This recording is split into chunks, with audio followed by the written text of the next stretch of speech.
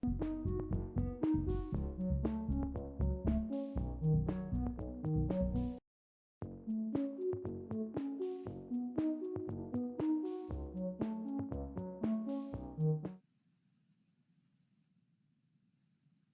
buenas noches. Da inicio a la sesión pública de resolución de la Sala Regional Monterrey del Tribunal Electoral del Poder Judicial de la Federación, que ha sido convocada para esta fecha. Secretaria General de Acuerdos, le pido por favor verificar quórum legal y dar cuenta con el orden del día.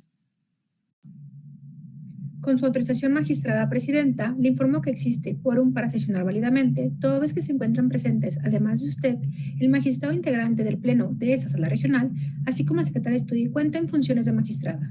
Los asuntos a analizar y resolver suman un total de 20 medios de impugnación, todos del presente año, mismos que se han identificado con la clave de expediente y nombre de la parte actora como consta en el aviso de sesión que ha sido publicado. Muchas gracias, Secretaria General. Consulto al señor magistrado, a la señora magistrada en funciones, si estamos de acuerdo con el orden que se propone para el análisis y resolución de los asuntos. Lo manifestamos como acostumbramos, por favor, en votación económica. Tomamos nota, Secretaria General. Informo al Pleno que iniciamos abordando asuntos relacionados con fiscalización de gastos de campañas de candidaturas. Para ese fin, le pido al secretario Roberto Sosaya Rojas dar cuenta con los proyectos que presentamos las tres ponencias. Adelante, por favor, secretario. Con su autorización, magistrada presidenta, magistrado, magistrada. En primer lugar, doy cuenta con el proyecto de sentencia del recurso de apelación 138 de este año, interpuesto por el Partido Acción Nacional, contra la resolución dictada por el Consejo General del INE relacionada con irregularidades encontradas en la revisión de informe de ingresos y gastos de campaña de los cargos de diputaciones locales y presidencias municipales correspondientes al proceso electoral ordinario 2023-2024 en el estado de Tamaulipas. La ponencia propone confirmar la resolución impugnada porque, por una parte, se consideran ineficaces los agravios expuestos contra el cálculo del remanente de campaña efectuado por la autoridad fiscalizadora al no controvertir frontalmente las consideraciones expuestas en la resolución, y por otra, infundados los restantes planteamientos, ya que se considera que la autoridad responsable sí fue exhaustiva al valorar el escrito de respuesta y la documentación adjunta al sistema integral de fiscalización. Además, que el partido recurrente no acreditó la existencia de fallas o dificultades técnicas para acceder a ese sistema. De igual forma, se da cuenta con el proyecto de resolución correspondiente al recurso de apelación 142 de este año, promovido por Morena contra el dictamen consolidado y la resolución del Consejo General del INE respecto de las irregularidades encontradas en la revisión de los informes de ingresos y gastos de campaña de diputaciones y presidencias municipales en Nuevo León. El proyecto propone modificar la resolución impugnada al estimar que la autoridad responsable no fue exhaustiva en alguna de las conclusiones al realizar el estudio de la documentación presentada por el partido recurrente en el CIF para justificar el cumplimiento de sus obligaciones en materia de fiscalización, tal como se detalla en la propuesta. Asimismo, doy cuenta con los proyectos de resolución de los recursos de apelación 161, 162 y 164, todos de 2024, interpuestos por el Partido del Trabajo en contra de los dictámenes consolidados y resoluciones del Consejo General del INE, mediante los que impuso diversas sanciones derivado de las irregularidades encontradas en la revisión de los informes de ingresos y gastos de campaña, respecto de sus candidaturas a diputaciones locales y presidencias municipales correspondientes al proceso electoral local ordinario 2023-2024 en los estados de Coahuila, Guanajuato y San Luis Potosí. Las ponencias proponen revocar los actos impugnados, pues se considera que la autoridad fiscalizadora no fue exhaustiva y no motivó suficientemente sus conclusiones en los tres casos, al no señalar el cálculo con base en el cual determinó que el Partido del Trabajo omitió destinar al menos el 50% de su financiamiento público para las candidatas mujeres que postuló en las tres entidades federativas. Lo anterior, porque la autoridad responsable no explicó cómo determinó que el ingreso por financiamiento de cada candidatura ascendía a las cantidades que estableció, al no indicar las cuentas contables que consideró para el cálculo y el monto de financiamiento público que se destinó a cada candidata mujer. A continuación, doy cuenta con el juicio electoral 169 de este año, promovido contra la resolución dictada por el Tribunal Electoral del Estado de Nuevo León, que determinó la inexistencia de las conductas consistentes en uso indebido de recursos públicos, actos anticipados de precampaña y distribución de artículos a la ciudadanía del municipio de García, Nuevo León, con la intención de obtener su apoyo, atribuidas a Manuel Guerra Cavazos.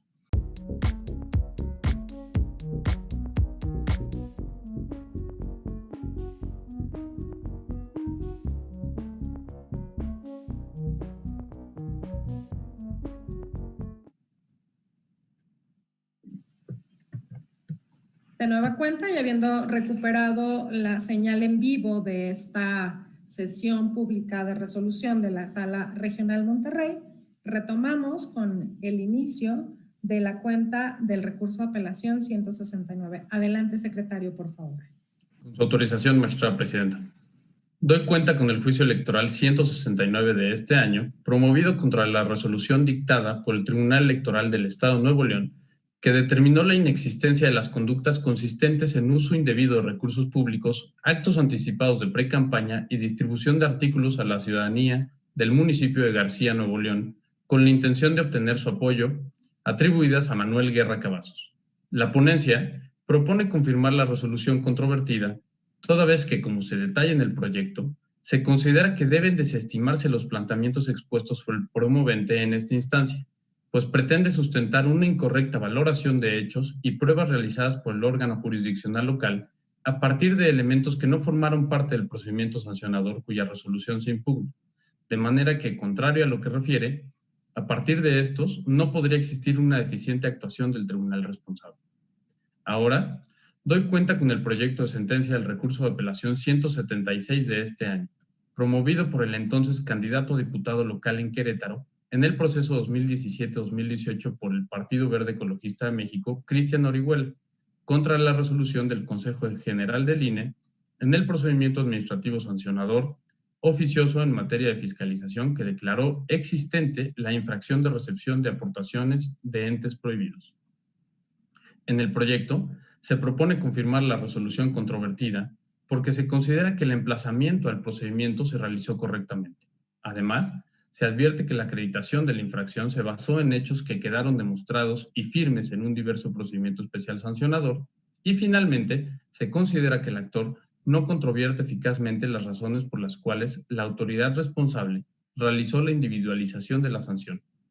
Enseguida, se da cuenta con el proyecto de sentencia relativo al recurso de apelación 178 de este año, promovido por Movimiento Ciudadano en contra de la resolución del Consejo General del INE, que, entre otras cuestiones, declaró fundado el procedimiento administrativo sancionador de queja en materia de fiscalización presentado contra la coalición Fuerza y Corazón por Nuevo León y el entonces candidato que postuló a la presidencia municipal de Monterrey por omisión de reportar en su contabilidad egresos generados por concepto de pago a representantes generales y de casilla. En el proyecto se propone confirmar, pues la ponencia considera que en la resolución se valoró en forma integral la documentación relacionada con el pago y reporte de gastos de la jornada electoral de representaciones general y de casilla. Por otro lado, doy cuenta con los proyectos de sentencia de los juicios electorales 148, 152, 157 y 158, todos de este año, promovidos por Patricio Eugenio Zambrano de la Garza. Secretario, vamos a dejar primero la cuenta de los RAPs, de los recursos de apelación, y después pasamos a las cuentas individuales que es este asunto que acababa de iniciar. Pediría al Pleno que nos señalen si hay intervenciones respecto de los primeros 8 asuntos de la lista, que son justamente los diversos recursos de apelación que versan sobre fiscalización de candidaturas. Consulta al Pleno si hubiera intervenciones. Señor magistrado Camacho, si me puede usted, por favor, identificar en cuáles asuntos haría intervención para ver el orden de las expresiones que haya. Gracias, presidenta. De este grupo de apelaciones, en el segundo con que se dio cuenta, que es el RAP 142. Estamos de acuerdo, maestra Ponce, y si no hay intervenciones respecto del RAP 138, que es el primero de la lista, consulto para iniciar con este asunto 2 en el listado, que es el RAP 142. Adelante, magistrada. Qué amable, muchas gracias. Adelante, magistrado Camacho. Gracias, Presidenta. De manera muy puntual, porque es un tema que se ha debatido ya en diversas ocasiones en esta sala. Es un tema que tiene que ver con el criterio que mantenemos en cuanto a los procedimientos de fiscalización. En este asunto emitiré un voto diferenciado porque considero que no resulta válido que el partido impugnante sea hasta el presente recurso donde hace valer sus argumentos.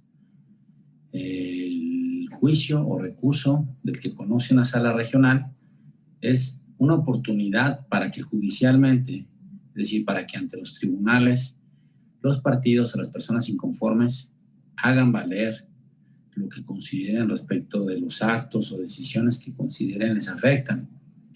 Si esto no ocurre en el procedimiento ordinario de fiscalización, lo que va a pasar es que finalmente la fiscalización se va a hacer extensiva en esta sala.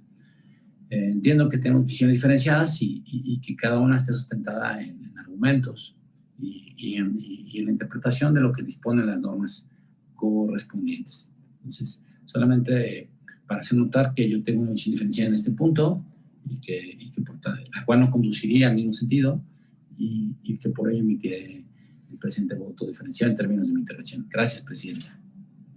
Gracias a usted, magistrado Camacho. Consulto a la maestra Ponce en calidad de ponente si tiene comentarios respecto a este recurso de apelación al que se ha referido el magistrado Camacho. No, muchas gracias a ambos, magistrada. Gracias a usted. En consecuencia, este asunto se consideraría suficientemente discutido al yo tampoco tener intervenciones. Estoy de acuerdo con la propuesta. Consulto si hubiera comentarios de parte de alguno de los integrantes del Pleno respecto de otros de los asuntos de la cuenta.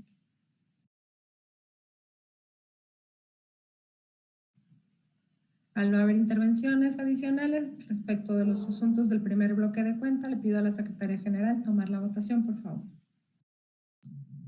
Con su autorización. Magistrado Ernesto Camacho Ochoa. Magistrado, ¿podría encender su micrófono, por favor?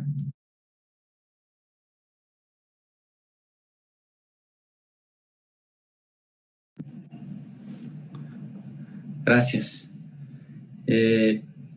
Estaría en contra del juicio, del recurso de apelación 142 al que he hecho referencia y también emitiría voto aclaratorio en el correspondiente al 178, que es el último asunto de este primer bloque de recursos de apelación. Muchas gracias.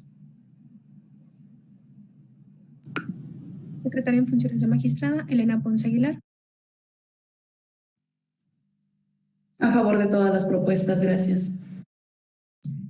Magistrada presidenta, Claudia Valle Aguilar 8. En cuanto a este bloque, también a favor de todas las propuestas. Muchas gracias.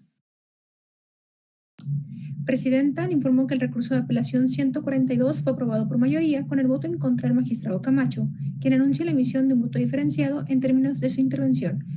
Los restantes asuntos se aprobaron por unanimidad con la precisión de que el magistrado Camacho emite voto aclaratorio en el recurso de apelación 178 también en términos de su intervención. Muchísimas gracias, Secretaria General. En consecuencia, en los recursos de apelación 138, 169, 176 y 178 se resuelven. En cada uno de ellos, confirmar las resoluciones controvertidas. En el diverso recurso de apelación 142 se modifica la resolución impugnada. En los recursos de apelación 161, 162 y 164 se resuelven cada caso. Se revocan las resoluciones controvertidas para los efectos que se precisan en los fallos. Le pido por favor al secretario Roberto Susaya Rojas continuar ahora con la cuenta de asuntos que en lo individual presenta la ponencia a mi cargo a la consideración de este pleno. Adelante, por favor, Roberto. Con su autorización, magistrada presidenta. Doy cuenta con los proyectos de sentencia de los juicios electorales 148, 152, 157 y 158, todos de este año, promovidos por Patricio Eugenio Zambrano de la Garza, Partido Vida Nuevo León, Partido Revolucionario Institucional y Gustavo Adolfo Alfaro Reyes, respectivamente, contra las resoluciones de los tribunales electorales de Nuevo León y Guanajuato, que declararon existente la vulneración al interés superior de la niñez y sancionaron a los promoventes con motivo de la difusión de propaganda electoral que contenían imágenes de niños, niñas y adolescentes. Previa propuesta de acumulación, según corresponda, La ponencia propone desestimar los agravios de los actores, ya que en cada caso, de manera correcta, se tuvo por acreditada la infracción que se denunció, pues las autoridades responsables identificaron a las personas menores de edad cuya imagen fue difundida y valoraron adecuadamente los medios probatorios presentados. Sin embargo, se considera inexacto que se atribuyera responsabilidad al actor del juicio electoral 148, dado que no realizó las publicaciones denunciadas y no existe mandato que lo vinculara a vigilar la actuación del partido que lo postuló. De ahí que se proponga modificar la resolución controvertida en los juicios electorales 148 y 152, así como confirmar la determinación impugnada en los juicios 157 y 158 de esta anualidad. Ahora, doy cuenta con el juicio electoral 169 de este año, promovido en contra de la resolución dictada por el Tribunal del Estado de Nuevo León, que determinó la inexistencia de las conductas consistentes en uso indebido de recursos públicos, actos anticipados de precampaña y distribución de artículos a la ciudadanía del municipio de García, Nuevo León, con la intención de obtener su apoyo, atribuidas a Manuel Guerra Cavazos. La ponencia propone confirmar la resolución controvertida, toda vez que, como se detalla en el proyecto, se considera que deben desestimarse los planteamientos expuestos por el promovente en esta instancia, pues pretende sustentar una incorrecta valoración de hechos y pruebas realizada por el órgano jurisdiccional local a partir de elementos que no formaron parte del procedimiento sancionador cuya resolución se impugna. De manera que, contrario a lo que refiere, a partir de estos, no podría existir una deficiente actuación del tribunal responsable. Es la cuenta, magistrada presidenta, magistrado, magistrado. Muchas gracias, secretario. Consulto al Pleno si hubiera intervenciones respecto de este bloque de asuntos. Magistrada, gracias. Gracias, maestra Ponce. Justo abrió usted su micrófono a la par de la mano del magistrado Camacho. Muchas gracias. Y magistrado, tiene usted el uso de la voz, por favor, adelante. Muy amable, presidenta.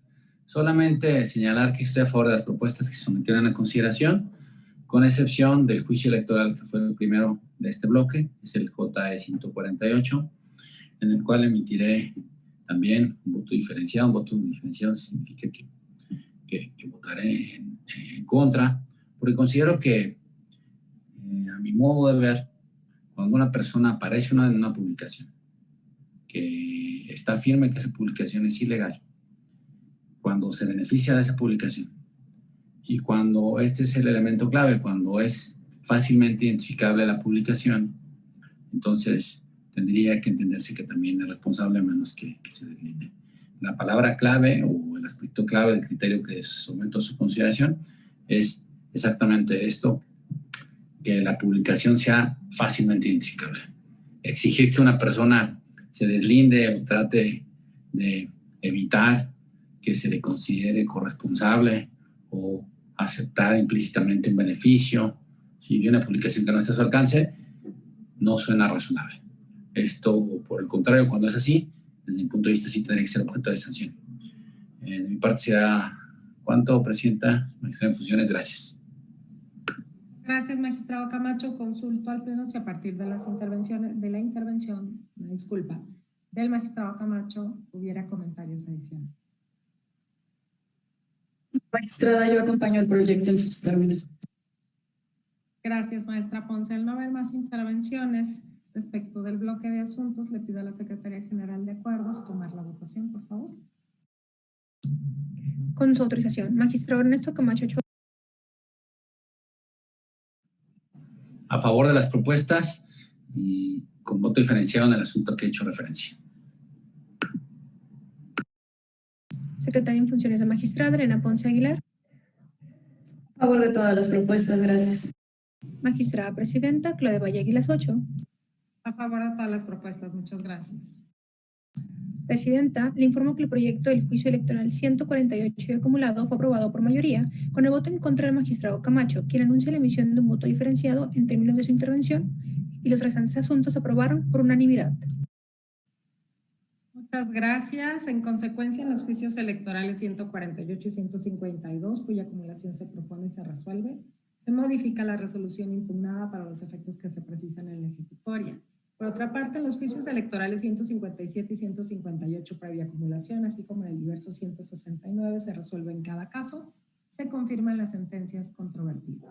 Enseguida solicito a la secretaria Nancy Elizabeth Rodríguez Flores dar cuenta con los proyectos que presenta el Pleno, la ponencia a cargo del magistrado Camacho Ochoa. Con la autorización del Pleno, doy cuenta con el proyecto de sentencia de los juicios de revisión constitucional electoral 398 y de la ciudadanía 646, 647 y 648, todos de este año, promovidos por el Partido Acción Nacional y 3 diputaciones locales electas del Congreso de Tamaulipas, contra los oficios del presidente de la Diputación Permanente, en los que se les impone un proceso de verificación de identidad como requisito previo a la toma de protesta en el cargo. Previa acumulación, se propone revocar los oficios impugnados al considerar que el derecho constitucional de ser votado solo admite limitaciones mediante una determinación emitida en el contexto de las hipótesis autorizadas por la propia Constitución, por lo que no resulta jurídicamente viable la imposición de consecuencias jurídicas tendentes a privar el derecho a ejercer el cargo, concretamente el de impedir tomar protesta por no agotar un procedimiento de registro de identidad 3 días antes de la instalación de la legislatura. Ahora, doy cuenta con el proyecto de sentencia del juicio de revisión constitucional electoral 314 de este año, promovido por el Partido Acción Nacional contra la resolución del Tribunal Electoral de Guanajuato, en la que, respecto de la elección de integrantes del Ayuntamiento de Celaya, modificó el cómputo municipal al anular la votación recibida en 5 casillas. Sin embargo, al no existir cambio de ganador y no acreditarse la nulidad de elección por violación a principios constitucionales alegada, confirmó la declaración de validez de la elección y la entrega de la constancia de mayoría a las candidaturas postuladas por Morena, así como la asignación de regidurías de representación proporcional. La ponencia propone confirmar en lo que fue materia de impugnación la resolución controvertida, porque, contrario a lo que afirma el partido actor, no se acreditaron los actos anticipados de campaña atribuidos a las candidaturas de Morena para el Ayuntamiento de Celaya. Tampoco la adquisición de tiempos en radio o televisión, pues no cuestiona frontalmente todas las consideraciones por las que el Tribunal de Guanajuato desestimó sus agravios y, tal como lo señaló la responsable, no se acreditaron las presuntas manifestaciones calumniosas contra el partido actor y el gobernador de Guanajuato, pues los agravios son insuficientes para desvirtuar las consideraciones que sustentan la sentencia impugnada. Finalmente, doy cuenta con el proyecto de sentencia del juicio de revisión constitucional electoral 262 de este año, promovido por Morena contra la resolución del Tribunal de Guanajuato que resolvió sobre la elección del Ayuntamiento de Silao de la Victoria, al confirmar la declaración de validez de dicha elección. La ponencia propone modificar la sentencia impugnada, porque a diferencia de lo que consideró el Tribunal Electoral del Estado de Guanajuato, en autos sí están acreditados hechos que actualizan irregularidades que dan lugar a una reducción de la diferencia que existe entre los competidores de la elección, así como hechos que constituyen irregularidades con relevancia para la elección. En efecto, la ponencia considera que la responsable dejó de analizar todos los elementos de prueba aportados por Morena, así como de la pretensión relacionada con la estrategia ilícita de posicionar a la candidata de la coalición a través del uso indebido de recursos públicos mediante el programa social Mujer es Grandeza, por lo que se concluye que realizó una valoración aislada, individual e inconexa. En ese sentido, en plenitud de jurisdicción, esta Sala Monterrey realiza el estudio correspondiente y propone determinar que la responsable no realizó un análisis correcto de las casillas que impugnó por la causal de indebida recepción de la votación por personas no autorizadas para ello, ni de la causal de error o dolo en el cómputo de la votación. Y del análisis de los elementos de prueba aportados relacionados con el uso indebido de recursos públicos, se destaca que la candidata propició la expectativa del acceso al programa social a las mujeres a través de la tarjeta rosa, en caso de que ambas candidatas resultaran ganadoras, ya que las expresiones no se dieron en el contexto de un debate ni fueron desde una perspectiva de crítica de los programas sociales, sino con la intención o propósito de influir en el electorado a través de una solicitud inequívoca de voto. Es la cuenta, magistrada presidenta, magistrada en funciones, magistrado. Muchas gracias, Nancy. Consulto al Pleno si hubiera intervenciones en relación a los asuntos de la cuenta. Al ponente también, si quiere iniciar la exposición de alguno de los asuntos que presenta este pleno. Gracias. Adelante, magistrado Camacho.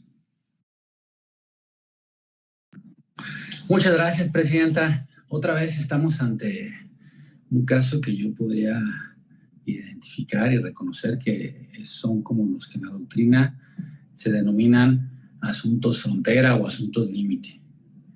Es un caso que hace propicio un llamado enérgico a que los partidos políticos, ya sea en su modalidad independiente o individual, o cuando participan en coalición, actúen con apego a las normas y eviten transitar sobre caminos que están en el límite y que exponen las elecciones. En este asunto se revisa, me refiero a uno de los de la cuenta en especial, se revisa la elección de un municipio en el estado de Guanajuato, del municipio de Silao. Es un asunto muy interesante porque es un asunto en el que se plantea la nulidad de la elección, se plantea también la ratificación del cómputo y existen varios puntos en los que los impugnantes tienen la razón. Cuando se revisa lo que resolvió el Tribunal Electoral del Estado, en términos generales, básicamente lo que se dice es que todo estuvo bien, que no pasó nada, que en realidad la elección fue perfecta y lo único que hacen es rectificar la diferencia que existe entre el primero y segundo lugar, dándole 2 votos más. Es todo lo que ocurre en instancia ante la autoridad local. Sin embargo, para mi ponencia, eso estuvo todo menos bien. Hay voces que cuestionan la manera en la que algunos jueces, no solo un servidor, hacemos notar las circunstancias que se presentan en las elecciones. Pero yo considero, y lo digo con firmeza, que los jueces tenemos no solo la opción, sino el deber de reconocer y hacer públicas de frente a la sociedad aquellas situaciones en las que las participantes o los partidos o las coaliciones que toman lugar en una elección incurren en actos que, más allá de ser poco deseables, como ya han sido condenados y reprochados, no solo por un servidor, sino por algunas otras de las magistraturas de esta sala, son actos que exponen la validez de las elecciones. Los jueces, digo, tenemos ese deber, porque así lo dispone la ley y porque no solo es un compromiso institucional, sino es un deber ante nosotros mismos. A pesar de que decía, insisto y lo digo a propósito de otras resoluciones, no de la presente, existen personas que malinforman, que presentan una visión sesgada y que hacen referencia solamente a algunas de las partes de las intervenciones de los jueces o de lo que se dice en una sentencia, o que sencillamente cuando se desecha un asunto en revisión aseguran que hubo una revisión y que eso no fue de una forma o de otra. Eso lo hacen estas entidades conocidas como bots en medios electrónicos o algunas personas que se hacen llamar periodistas y que en realidad presentan una visión sesgada. La posición de un servidor ha sido, en todos los casos, con independencia de los colores involucrados, reconocer. Porque cuando una persona cuando una persona demanda el acceso a la justicia, lo que espera como mínimo es que se reconozca lo que en realidad ocurrió, que se reconozcan los hechos. Entonces, últimamente lo que he tratado de hacer es presentar a la sociedad, es presentar a la audiencia simple y llanamente cuáles son los hechos para que ustedes juzguen y se den cuenta, ¿sí?, de la reprochabilidad, de lo apegado o no a derecho de estos asuntos. En el caso que nos ocupa, en el caso en el que hago uso de la voz, estamos frente a un asunto complicado. Estamos ante un asunto complicado porque al examinar la demanda, como se explica en el proyecto, en la ponencia advertimos en primer lugar que el partido impugnante, que el partido Morena, tiene la razón en cuanto a que el Tribunal Electoral del Estado de Guanajuato dejó de anular unas casillas que debía haber anulado. Esto es especialmente relevante a una elección en la que la diferencia entre primero y segundo lugar era mínima y sigue siendo mínima. Dejó de anular unas casillas y solamente reconoció 2 votos más. Cuando se estudian las constancias en la Sala Monterrey, basta el simple estudio, basta con que alguien tenga realmente el compromiso por saber qué pasó, para que sin una mayor valoración, sin un mayor ejercicio retórico, argumentativo, sencillamente tomándose en serio lo que dicen las constancias, se advierta que la diferencia entre primero y segundo lugar tenía que reducirse en 200 votos. 200 votos que aproximadamente 200 votos que dejan subsistente la diferencia entre primero y segundo lugar únicamente en 275 votos. Esto equivale a menos de un punto porcentual, aproximadamente al punto 20 y tantos %. Esto es algo importante hacerlo notar, porque decía, las partes se impugnan y que un tribunal te diga no pasó nada. Eso es algo que genera o da causas para cuestionar, ¿sí?, la función judicial. Es algo que no debe ser. Yo soy un arduo defensor de la actividad judicial, de la independencia judicial, pero precisamente nosotros tenemos como corresponsabilidad el deber de que con independencia de que al final, ¿sí?, siguiendo los criterios de los tribunales superiores o siguiendo la jurisprudencia, ¿sí?, los elementos sean o no suficientes para conseguir una nulidad, al menos se reconozca lo que pasa. En una de las sesiones antepasadas hice una relatoría de los hechos de violencia, los hechos que ocurrieron en otra elección, para que fuera la ciudadanía la que finalmente identificara eso. La cuenta que se dan medios públicos, impresos, incluso parciales, por periodistas sesgados, lo que hacen es dar cuenta de, pues, sencillamente de cuestiones menores, pero omiten las cuestiones trascendentes. En este asunto, trataré de usar un formato y lo que encuentro en primer lugar es eso. El tribunal dejó de analizar debidamente, el Tribunal Electoral del Estado, las causas de nulidad de votación recibida en casilla y había dejado de considerar que la diferencia se reducía en más de 200 votos y dejaba el asunto en una diferencia muy mínima o menor. Ahora bien, no solo tenemos esa situación en este asunto. Así que este es un asunto delicado, este es un asunto frontera, porque en segundo lugar, tenemos la falta de reconocimiento del Instituto Electoral del Estado de Guanajuato y del Tribunal Electoral Estatal en cuanto a que en diversos espacios públicos existieron conductas, existieron hechos que están acreditados y que están vinculados con el uso, ¿sí?, debido o no de un programa social. Estamos hablando de hechos en los cuales se expone en el límite del juego. También puede ser una estrategia de competencia en diversos deportes, pero no debe ser algo deseable en el ámbito electoral, ¿sí? La licitud con la que se hace uso de esos programas sociales. Y les voy a decir cuáles son los hechos con base en los cuales sostengo esto. En principio tenemos las declaraciones de más de una decena de personas que en videos y circunstancias que finalmente de las cuales se tomaron nota, después de dar sus datos personales y presentar su credencial de elector, es decir, para que fueran sujetos perfectamente identificables, manifestaron que habían sido beneficiadas de un programa social conocido como Tarjeta Rosa que ha venido operando en el estado de Guanajuato. Señalaron que en ese programa social, una de las condiciones, o mejor dicho, que una de las situaciones por las cuales existía una preferencia en la emisión de sufragio era la recepción o no de esa tarjeta. Esa situación en sí misma, cuando se analiza por los tribunales, porque después de tener una prueba tenemos que ver qué es lo que dice el derecho para ver cómo valoramos una prueba. Nuevamente, en principio, para muchos juzgadores, así lo hace el tribunal local, sencillamente eso no prueba nada, porque estamos frente a pruebas técnicas, frente a actas notariales, etcétera, que por disposición expresa de la ley y aquí esto no es el criterio de un servidor, de un juzgador, solamente tienen el valor de indicio. O sea, la ley me dice solamente considéralos como el indicio de que ese hecho existió. Ok, está bien. Pero enseguida tenemos otros videos, otras publicaciones que se denominan post, ¿sí?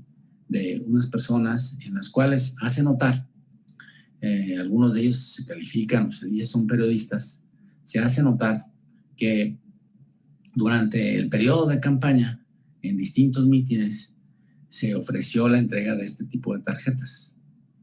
La entrega de tarjetas correspondientes al programa social conocido como Tarjeta Rosa. Es un programa social que tiene por objeto, como existen en otras entidades, y esto es donde se complica el asunto, porque esto no es un tema del estado de Guanajuato. Esta es una situación que se presenta en otras entidades y por las cuales en otros asuntos han considerado que las elecciones no deben de ser anuladas. Pero el hecho de que se siga generando bajo cierta inercia este tipo de situaciones lo hace una situación realmente lícita, válida, deseable. Yo pienso que la ciudadanía tiene que juzgar con fuerza y tiene que estar muy atento a este tipo de situaciones para ver hasta qué punto no solo se trata de la defensa de un programa social que pudiese calificarse como positivo o exitoso, o bien, pues, al que le hacen falta muchas cosas, o negativo, etcétera, ¿sí? Pero finalmente, el uso de un programa social solamente exaltándolo, o bien si estamos ante una situación en la cual el programa social se está condicionando precisamente para que una persona vote a favor o no de una fuerza política determinada, en cuyo caso esto sí sería abiertamente contrario a la Constitución. Enseguida tenemos una publicación de la candidata a la gubernatura del estado de Guanajuato, en la que también hace referencia a este programa. Hace referencia al programa, la candidata previamente había sido secretaria de Estado, había sido una de las personas que impulsó un programa que en principio parece un programa muy positivo para este grupo o este sector desfavorecido o que está en desventaja en la sociedad, ¿sí? Y en ella hace referencia a los beneficios de esta tarjeta y de dicho mecanismo. Esto nuevamente, si se acude a lo que dice la ley, solamente tendría el valor de inicio. Pero ¿qué pasa entonces si lo hacía referencia en el asunto, en algún par de asuntos así recientemente en otras sesiones? ¿Qué pasa cuando por un lado tenemos el indicio de que hay un hecho? En cuanto a que existían mítines en los cuales se hacía referencia a una tarjeta, etc. ¿Qué pasa cuando tenemos otra declaración en la cual, ¿sí?, una de las personas que impulsó ese programa y que es candidata a gobernadora publica y hace referencia a este programa? ¿Qué pasa si después un tercer agente, ¿sí?, presenta unos videos en los cuales se presentan los videos de un tercer agente donde se hace referencia a esta situación? Y finalmente, ¿qué pasa si adicional a todo eso tenemos mítines en los cuales existen grabaciones? Entiendo pues que son pruebas técnicas y entiendo que es difícil y que la ley nos dice a los juzgadores, hombre, son pruebas técnicas, esas solamente tienen el valor de indicio. Si realmente quieren probar algo, pues tendrían que haber ido por la oficialía electoral, para que la oficialía electoral finalmente constate, certifique que esto es así, que esto es indebido, y entonces para que haya una prueba plenísima de que estos hechos ocurrieron. Es este tipo de sucesos los que generan debate al interior de los tribunales y que las posiciones diferenciadas hacen pensar que los integrantes de los tribunales sencillamente cuando votan, unos en un sentido, otros en otro sentido, tienen inclinaciones ideológicas distintas. En el fondo detrás de esto sencillamente creo que está la convicción individual de cada una de las personas que votamos para reconocer o no hechos que a mí, desde mi punto de vista, cuando se suman todos estos indicios, no podemos hacer como si no hubiese existido. No debemos de cerrar los ojos frente a estas situaciones. Y no debemos hacerlo porque, con independencia del sentido de una decisión en una sala, las consecuencias pueden tener lugar en otros ámbitos o incluso en otras instancias. En este caso, desde mi punto de vista, el cúmulo de indicios, aunque en principio lo individual, hacen, porque así lo dispone la ley, no porque yo tenga esa opinión, solamente les genera el valor o el crédito de un indicio como si no fueran hechos que hubiesen existido, es lo que quiero decir. Cuando se van sumando uno en el mismo sentido, otro en la misma dirección, otro más en la misma dirección y otro más en la misma dirección, para mí hacen que la justicia, ¿sí?, sea imparcial y con una venda en los ojos únicamente para el efecto de juzgar sin favorecer a un color o fuerza política determinada. Pero esa venda no puede estar ahí para efecto de reconocer las pruebas que están en el expediente, de hacerlas notar en público, de valorarlas y de señalarlas. Es un caso, decía, muy difícil porque desde mi punto de vista la conclusión, y así es como lo sostenemos en la propuesta, debe ser que esos hechos están probados y que esos hechos están en el límite de la legalidad. Que esos hechos en algunas expresiones incluso pueden ser considerados irregulares, conductas indebidas. Alguien puede decir, sí, pero no todas son hechas por la candidata, por una de las personas. ¿En qué medida la intervención de agentes terceros, como una diversa candidata gobernadora, puede tener incidencia en la validez de un proceso o en el resultado de un proceso electoral? Este es un caso más, que desde mi punto de vista es un caso límite, ¿sí? Hay un elemento que desde mi punto de vista trasciende y sobre el cual no se llegaron pruebas en el expediente, que es la diferencia, ¿sí?, la diferencia apenas visible entre la legalidad que existe cuando una persona exalta los beneficios de un programa social,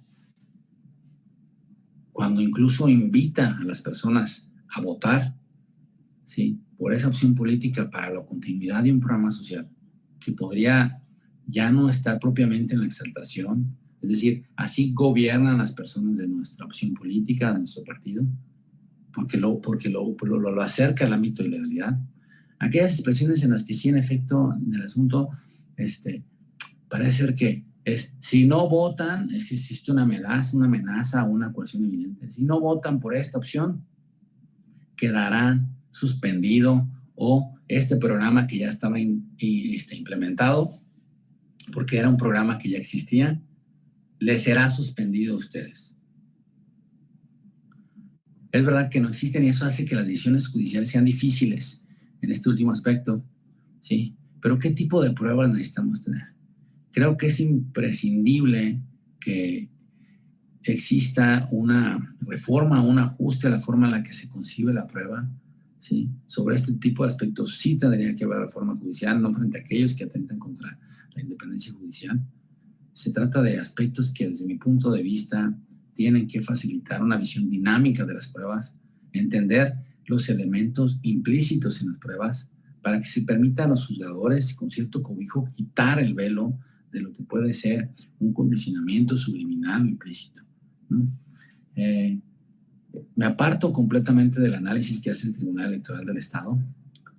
Me esfuerzo por no calificar como de debido o contrario a derecho lo que hace o deja de ser una instancia previa, porque soy un convencido de que incluso cuando revisa en otra instancia una de nuestras sentencias, no es que nosotros hayamos actuado con legalidad o con ilegalidad. No es que el Tribunal del Estado haya actuado con legalidad o con ilegalidad. Eso nomás lo retoman los periodistas para efecto de hacer una nota simplona en la cual no existe sustancia. Pero es imprescindible que la sociedad vea y juzgue los elementos directamente para que se dé cuenta qué es lo que tiene y hasta dónde tiene que llegar con esto. Es un asunto, decía, en el cual me aparto por completo y por tanto propongo dejar sin efecto lo que establece la sentencia local para presentar una propuesta que en su momento fue incluso debatida, fue incluso objeto de ajustes y en la cual creo que no tenemos, desde mi punto de vista, entiendo respecto a las visiones diferenciadas, sino el deber de reconocer la existencia de estos hechos a través de la valoración circunstanciada con indicios. Muchas gracias, Presidenta. Muchas gracias, maestra en funciones. Muchas gracias a usted, magistrado Camacho. Estamos hablando del asunto de resultados electorales de la elección de Silao, Guanajuato. Consulto a la maestra Ponce si tiene intervención. No podría comentar el magistrado, gracias. Gracias, maestra Ponce. He revisado con detenimiento un proyecto de más de 120 páginas de análisis cuidado y exhaustivo para decidir esta elección. Me parece que la litis no la podemos circunscribir a los hechos y narrar hechos. La tenemos que narrar a los hechos en controversia, los puntos de derecho en controversia. No somos primera instancia de revisión de una elección municipal. Las salas regionales revisamos en litis residual, esto es, en lo que permanece en inconformidad de las partes, las resoluciones de un tribunal local. Lo no impugnado, lo que las partes no se quejaron de ello, en cuanto a argumentos, ya sea por causas de nulidad en votación en casilla o causa de nulidad en elección, inclusive valoración de pruebas para plantear estas nulidades, eso se queda intocado y firme. Esto es, lo que no aleguen las partes no se hace una revisión oficiosa de parte de un tribunal electoral como es esta sala regional de revisión. ¿Por qué no lo hacemos? Porque no tenemos facultad. La Constitución da al Tribunal Electoral del Poder Judicial de la Federación una competencia acotada, una competencia de revisión a partir de una queja en una demanda. No somos entonces revisores o inspectores en lo amplio de una elección. Sería muy interesante que un día se le diera a los jueces electorales esta potestad, porque sin duda en esta forma lo que haríamos es constatar todos los vicios que pueden haber estado presentes en el entorno de las elecciones. Sin embargo, lo he dicho en otras ocasiones, esa potestad en el artículo 41 de la Constitución hoy vigente solo la tienen los partidos políticos como entes de interés público y garantes del cumplimiento de la legalidad de los procesos electorales. Por eso cuando los tribunales conocemos de recursos contra resultados electorales, nos ponemos un mapa completo de qué es lo alegado y dejamos a un lado lo no controvertido por partidos políticos y por candidaturas. Y en ese mapa que se delinee con los agravios, ahí sí podemos hacer este examen. El magistrado Camacho hablaba de un punto en particular del proyecto, que es la utilización de programas sociales. Los programas sociales no tienen un dueño. Cuando alguien se adueña de un programa social, el árbitro tiene que sacar una tarjeta roja.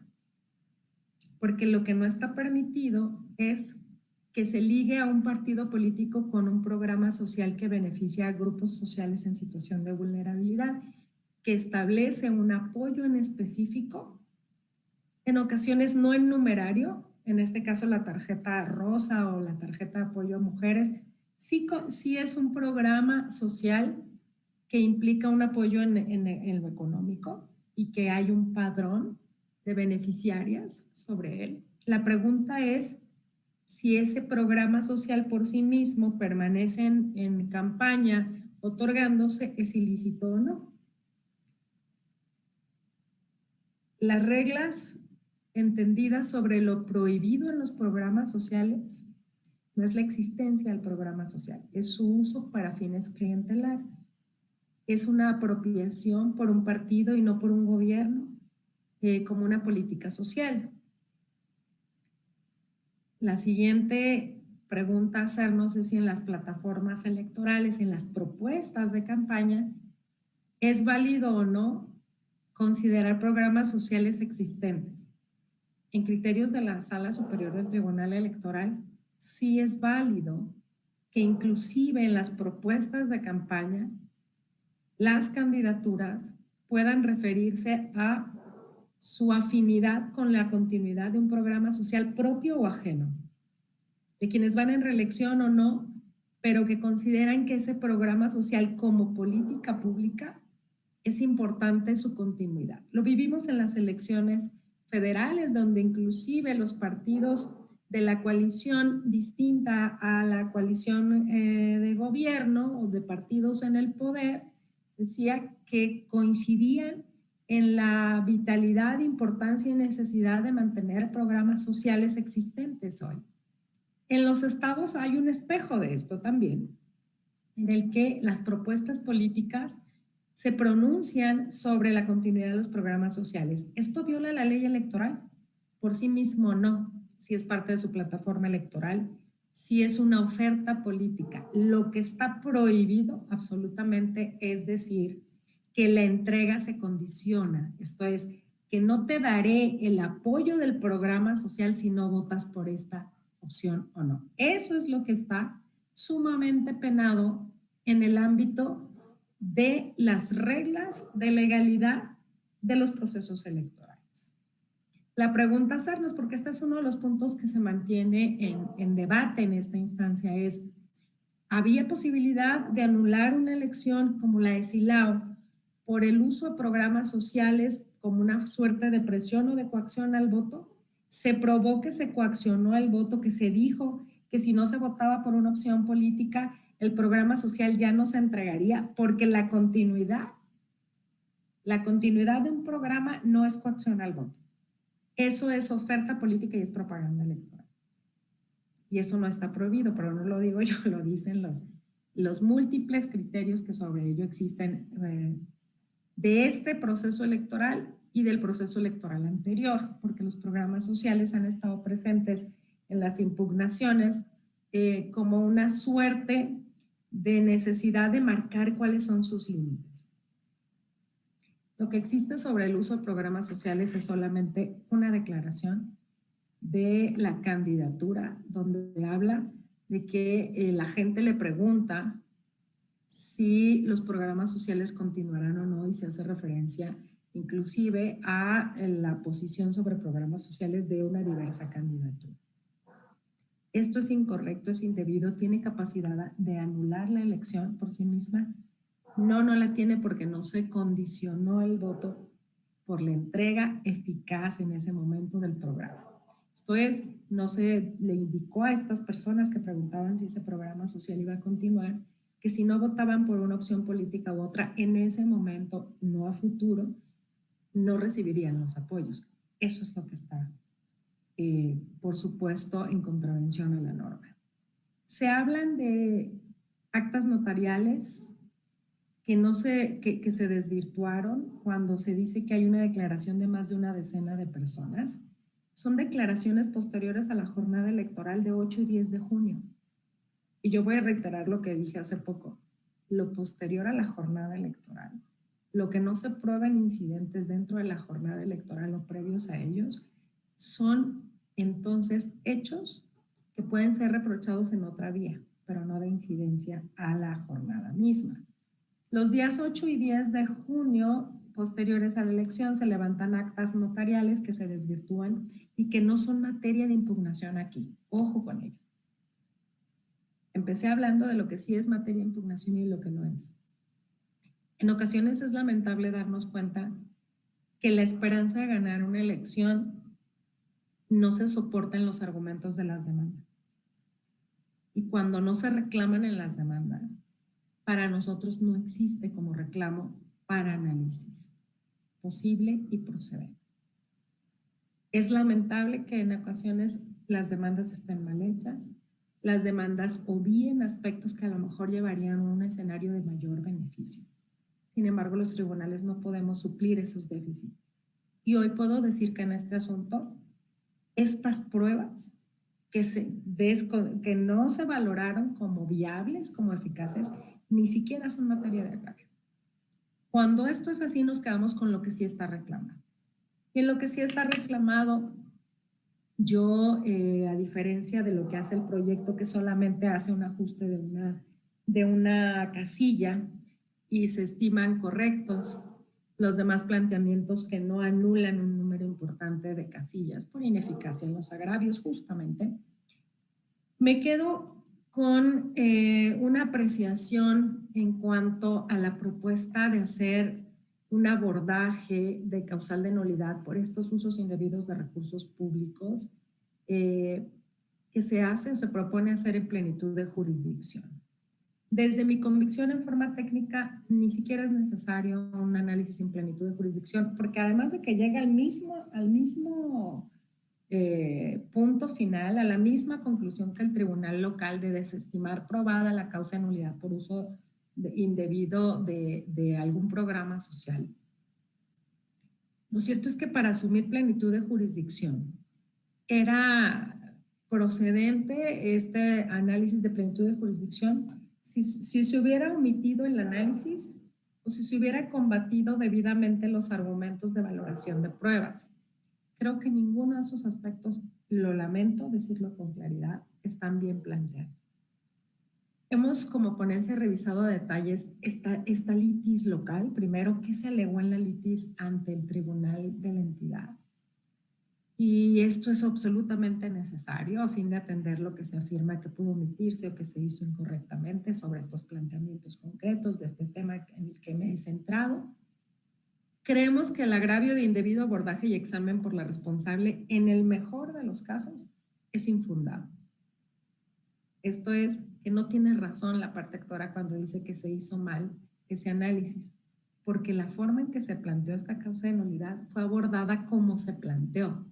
Si hoy se varía el planteamiento, este es un agravio novedoso técnicamente y sería ineficaz.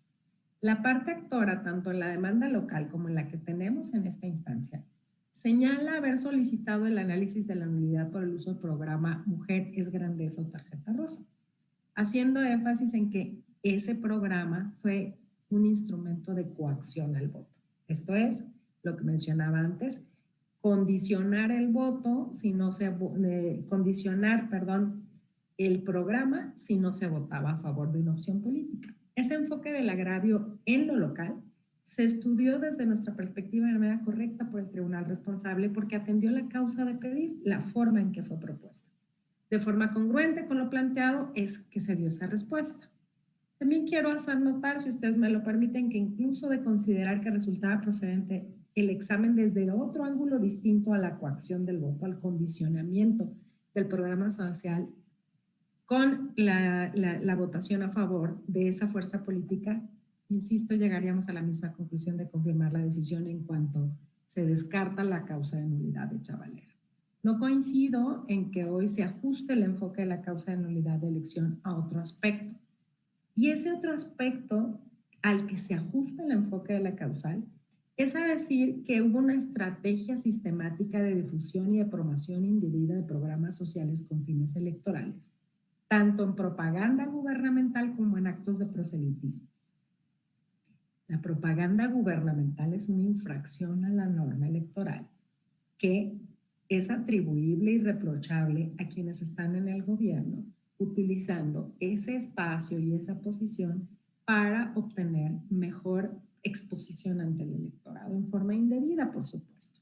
Los actos de proselitismo, los actos de campaña, si están dentro de las reglas en las cuales la campaña puede ser dada, tampoco pueden ser considerados actos al margen de la ley.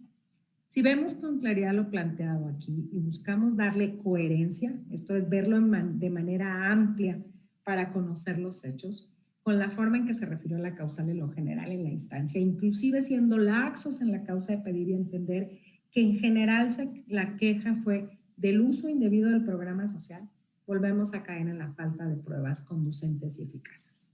La aducida estrategia de difusión indebida de estos programas sociales con fines electorales no podría encontrar jurídicamente, lo reitero, jurídicamente, sustento en los hechos y en el material de prueba, menos en la hilación de argumentos con los que se presentan ante esta instancia. La demanda es deficitaria ahí. De forma objetiva, las pruebas y los argumentos que están relatados no soportan esa pretensión, no la prueban, vaya. Cuando hablo de que no soportan eficazmente una pretensión es que no logran demostrar lo que se afirma. Lo anterior porque la base del planteamiento es centralmente, voy a ello, al apunte, el anuncio del gobernador del estado de la entrega de tarjetas el 16 de febrero. El 16 de febrero era una fecha previa a la fase de campañas, con lo cual ni siquiera estaba prohibido que se hablara o se difundiera por el gobernador la existencia del programa. Incluso no estaba prohibido ni en campaña la entrega del programa social, como lo ha dejado claro, de nueva cuenta lo quiero decir, jurisprudencialmente la Sala Superior, hecha excepción, a punto de nueva cuenta, de la prohibición de entrega masiva de los bienes y servicios que deriven de un programa social. de la apropiación o identidad que se asuma como condición de subsistencia a que se apoya una opción política. Además de que los diversos actos de difusión de este programa, de los días 1 y 5 de abril, no son propios de un ente de gobierno y tampoco de la candidatura, sino de otra persona, de una diversa persona y de un medio de comunicación a través de una red social.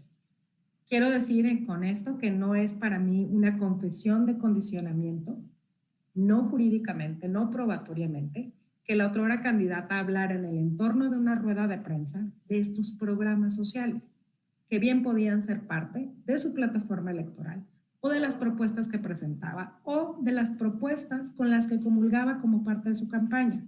Lo que debió probarse y no se logró acreditar es el condicionamiento de beneficios reales, actuales, directos, para que se votara en su favor. Eso desde luego que no está demostrado nada. Además, quiero hacer notar, ese específico acto no puede ser considerado para analizarse desde la estrategia de difusión indebida de un programa social, porque lo quiero reiterar de manera lisa, clara, entendible.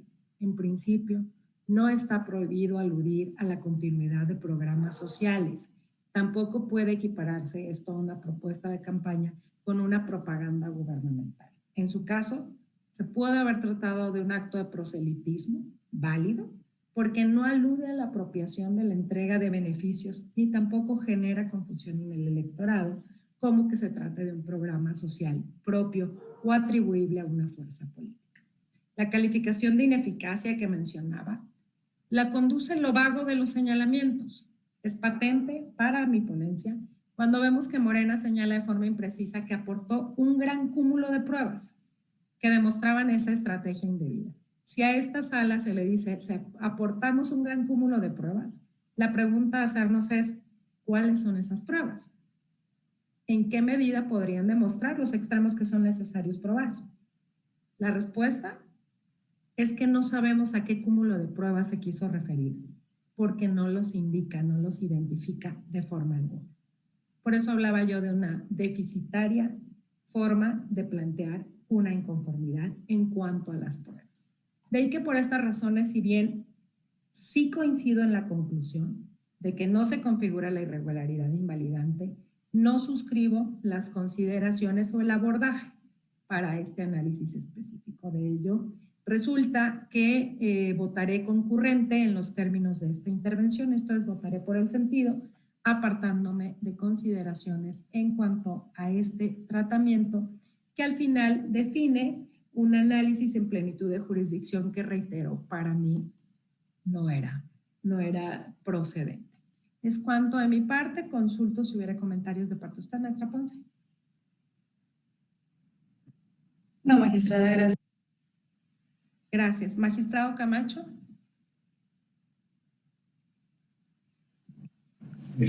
En cuanto a este asunto, no, presidenta, creo que ha quedado muy claro y respeto mucho su punto de vista. Créanme que si luego en otras ocasiones al final hemos reconocido que eso no es un camino deseable en las elecciones, o sea, pero se lo respeto, no es de este asunto, no es algo especial, hemos así votado en infinidad de asuntos. Presidenta, si me permite, también me gustaría hacer referencia al asunto que se dio cuenta, en el cual se cuestiona una norma que... Perdón, magistrado, solo déjame cerrar la discusión de este asunto. Gracias. ¿Me da el número del cual va a hablar porque tiene varios en la cuenta? ¿O solo el tema? ¿Cuál de los asuntos es? Y con eso empezamos para efectos de claridad, por favor. ¿Se considera ya suficientemente discutido el asunto de elección de Silao? Iniciaremos la discusión de un nuevo asunto. Disculpe, magistrado, adelante, por favor. Muchas gracias, presidenta. Muchas gracias. Es en relación al primero de los asuntos con que se dio cuenta de mi ponencia, es el JRC 398. Es el tema de las reglas establecidas en el Congreso de Tamaulipas para efecto de que se tome protesta. Dice. Es un asunto muy interesante. Sigan y no sé si son tiempos en los que los tribunales, insisto, tenemos que tratar de llamar a la moderación, a la autocontención. en ejercicios tentadores a lo largo de la historia. Las experiencias legislativas con más de en Occidente, ya en un Occidente después de las grandes revoluciones del siglo XVIII, finales del siglo XVIII, después del 176 y 78, reconocieron algo. O sea, hablar de democracia en un sentido sustantivo y de división de poderes en un sentido sustantivo, tiene que atender no solo a la formalidad de la regla de mayoría. Hay límites en las reformas que se puede dar la mayoría, precisamente porque esto viene cambiando. Ante todo, las personas tienen el derecho a definir las políticas de gobierno, pero dicho con todas sus letras, el ejercicio del gobierno por parte de la mayoría tiene límites constitucionales desde mi punto de vista. Yo pregunto, ¿sí?, en un ejercicio auténtico, honesto, ¿sí?, real de lo que es el constitucionalismo contemporáneo, si la mayoría tendría derecho a emitir una ley en la que se privara a las personas de sus derechos, ¿sí?, sin mayor proceso. La mayoría podría emitir una ley donde se privara a las personas de sus derechos de tránsito, por ejemplo, sin mayor proceso, ¿sí?, de sus propiedades, ¿sí?, podría segmentarlas o generar sectarismo, es decir, estas personas no tienen derecho a caminar o a transitar por este lugar. En fin, la mayoría podría emitir una ley donde se ordenara la privación de la libertad, de la vida de otras personas, o se silenciara a ciertas personas así sin mayor proceso. No, creo que o sea, pueden haber infinidad de ejemplos. La mayoría no tiene derecho a imponer, tiene derecho a intentar reformular los sistemas sociales, jurídicos.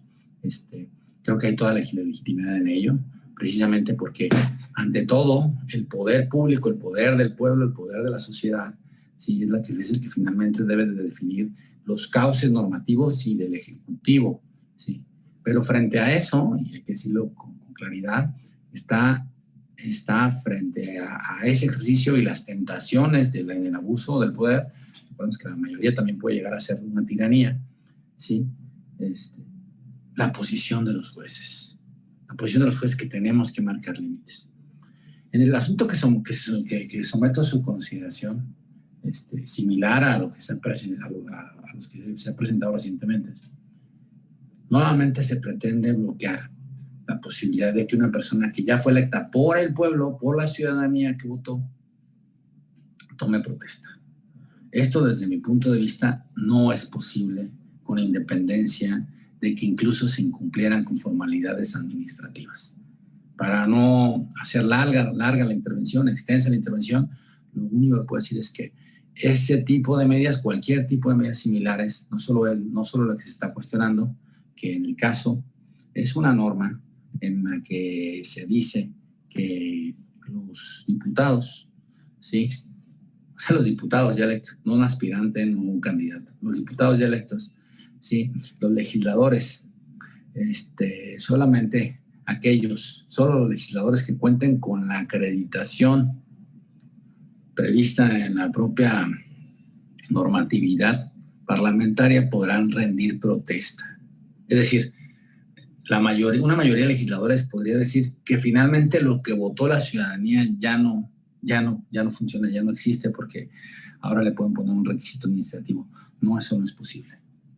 Eso no es posible, y son asuntos que tienen que verse como el presente asunto, con la urgencia que tienen. Todos los asuntos los que se ha impedido que un diputado ya electo tome protestas son asuntos que un servidor ha propuesto, en el sentido de verlos con la urgencia que amerita, ¿sí?, y con el sentido que estoy planteando, que es el de dejar sin efectos este tipo de normatividad, ¿no? Es legítimo intentar estrategias políticas y de administración parlamentaria, por así denominarlas, pero desde luego están sujetos a límites que en este caso de verdad son muy elementales desde el punto de vista del constitucionalismo, muy, muy elementales. Muchas gracias, Presidenta. Muchas gracias, magistrado Camacho. Consulto a la maestra Ponce si tiene intervenciones en este asunto. No, magistrada, muchas gracias. Muchas gracias a usted. Me parece un asunto sumamente relevante, lo ha dicho el ponente, se trata de este juicio de revisión constitucional electoral 398 de este año y sus acumulados. Comparto la propuesta de revocar los oficios impugnados y desde luego de inaplicar una porción normativa del artículo 9 bis de la Ley de Organización y Funcionamiento Interno del Congreso del Estado de Tamaulipas, que condiciona indebidamente la toma de protesta de las diputaciones electas a que previamente realicen un procedimiento administrativo de acreditación y de credencialización. Imagínense ustedes que si no tienen la credencial de diputado electo, no pueden tomar protesta. Entonces, si yo he sido designada, no he sido designada. Si yo gano la elección, tengo mi constancia de mayoría. Creo que está abierto el micrófono, maestra Ponce, si pudiera cerrarlo porque está escuchándose en doble fondo. Gracias. Es que me escuchaba a mí misma, pero pensé que era yo la que estaba generando el eco y había abierto el micrófono. Una disculpa. Si yo soy electa diputada y por alguna razón no puedo llegar a la credencialización antes de la toma de protesta, no tengo derecho a tomar protesta. Esto es un trámite administrativo, tendría la anulación de facto del efecto del voto mayoritario, vis a vis una credencial contra un triunfo por votos. No tiene una correspondencia en peso específico de efecto. Es absoluta y clara y contundentemente inconstitucional definir por un trámite casero, administrativo, doméstico y burocrático, podríamos decirlo así, que es la credencialización. ¿Me puede dar la credencial la próxima semana después de que me tome posesión? No tengo acreditada mi identificación personal ante la autoridad electoral que hizo el registro. No la tienen acreditada en el expediente. No se tiene acreditada con la entrega de constancia que se tiene que acreditar con una credencial para tomar protesta. Es un absurdo y es un exceso. Lo es. En un test de control de regularidad constitucional, esta norma no es proporcional, es totalmente excesiva, es restrictiva de un derecho humano, como son los derechos político-electorales, por un trámite burocrático. No resiste este test de constitucionalidad o de regularidad constitucional una norma así. Por eso, sin más puntos que explicar esta forma que busca ser ejemplificativa, sobre todo de por qué un requisito de este tipo sería excesivo, contundentemente fuera de proporción y debe de inaplicarse, es que apoyo absolutamente la propuesta de esta inaplicación y de revocar estos oficios que condicionan la toma de protesta a una identificación previa, administrativa, burocrática y a la entrega de una constancia. Hemos recibido, iniciada la sesión, constancias, el informe circunstanciado del presidente de la mesa directiva del Congreso del Estado de Tamaulipas, donde señala que no todos los actores, todos de los actores que acuden con nosotros, han acudido a registrarse o a presentarse a esta identificación y credencialización. ¿Esto dejaría sin materia este juicio? No, porque no es el tema de la credencialización lo que está en litis, en punto de debate, es la regularidad constitucional de la norma que prevé una consecuencia de la naturaleza de lo que se ha comentado aquí, como es la imposibilidad de tomar posesión o protesta de un cargo derivado del triunfo en las urnas. De mi parte sería cuánto apoyo, desde luego, la solución jurídica que se presenta a este pleno. Consulto si hubiera mayores intervenciones. Al no haberlas, por favor, Secretaria General de Acuerdos, le pido tomar la votación de todo el bloque de asuntos. Gracias. Con su autorización, magistrado Ernesto Camacho Ochoa. A favor son mis propuestas, secretaria. Muchas gracias. Secretaria de Estudio y Cuenta, mociones de magistrada. A favor de las propuestas, gracias. Magistrada Camacho, por favor, apague su micrófono. Gracias. Magistrada Presidenta Claudia Valleguilas Ocho. En los términos de mi intervención con un voto concurrente en el juicio de revisión constitucional electoral 262 y a favor de todas las demás propuestas. Gracias. Presidenta, le informo que los asuntos se aprobaron por unanimidad con su anuncio de un voto concurrente en el juicio de revisión constitucional electoral 262 en términos de su intervención. Muchas gracias. En consecuencia, en el juicio de revisión constitucional electoral 262 se resuelve, se modifica la resolución impugnada por los efectos precisados en el fallo. En el diverso juicio de revisión constitucional electoral 314 se resuelve, se confirma la sentencia controvertida. En el juicio de revisión constitucional electoral 398 y en los de la ciudadanía 646, 647 y 648, previa acumulación se resuelve primero, se revocan las determinaciones impugnadas para los efectos precisados en la ejecutoria. Segundo, se inaplica al caso concreto el artículo 9 bis de la Ley sobre la organización y funcionamiento internos del Congreso Libre y Soberano de Tamaulipas, en la porción normativa del numeral 1 que establece, dentro de los 3 días previos al inicio de la legislatura, así como la totalidad del numeral 3, que prevé solo los legisladores que cuenten con la acreditación prevista en los incisos que anteceden, podrán rendir la protesta de ley, la cual se verificará de manera presencial e indelegable. Tercero, comuníquese la sentencia a la Sala Superior del Tribunal Electoral del Poder Judicial de la Federación para que sea por su conducto que se informe a la Suprema Corte de Justicia de la Nación en términos del artículo 99 de la Constitución Política de los Estados Unidos Mexicanos, la inaplicación de las porciones normativas del precepto legal en cita. Para concluir, le solicito a la Secretaria General dar cuenta con el proyecto restante. Adelante, por favor. Con su autorización, se da cuenta con el proyecto del recurso de apelación 175, interpuesto contra una resolución dictada por el Consejo General del Instituto Nacional Electoral en un procedimiento sancionador en materia de fiscalización iniciado en contra del recurrente, en su calidad de entonces candidato a diputado local durante el proceso electoral 2017-2018 en el estado de Querétaro, en la que declaró existente la infracción de recepción de aportación de entes prohibidos. Se propone el sobreseimiento toda vez que agotó su derecho a impugnar al presentar un diverso recurso de apelación, el 176 de este año. Es la cuenta. Muchas gracias, Secretaria General. Consulto al Pleno si hubiera intervenciones respecto al último asunto de la cuenta. Al no haber intervenciones, por favor, le pido tomar la votación. Con su autorización. Magistrado Ernesto Camacho Ochoa. A favor. Secretaria de Estudio y Cuenta en Funciones de Magistrada Elena Ponce Aguilar. A favor, gracias, secretaria. Magistrada Presidenta Claudia Valle Aguilas 8.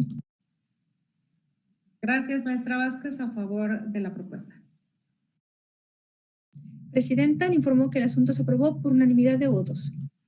Muchas gracias. En consecuencia, en el recurso de apelación 175 se resuelve, se sobresee en el recurso.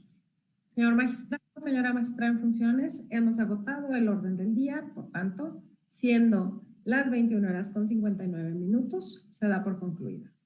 Que tengan muy buenas noches.